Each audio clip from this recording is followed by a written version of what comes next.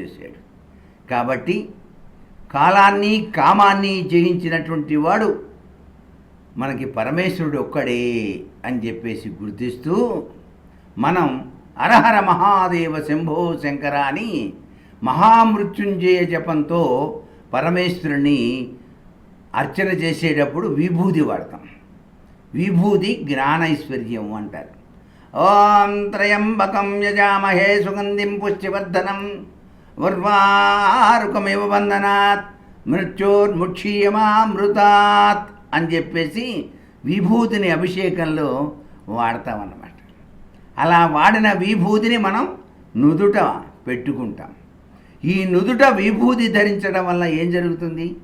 ఆగామి సంచిత ప్రారబ్ధ కర్మలన్నీ తొలగించబడతాయి. విభూతి ఐశ్వర్యదాయకము. మహాశివరాత్రి సందర్భంగా ప్రతి ఒక్కరూ కూడాను విభూతి ధారణ చేయాల్సిందే. విభూతి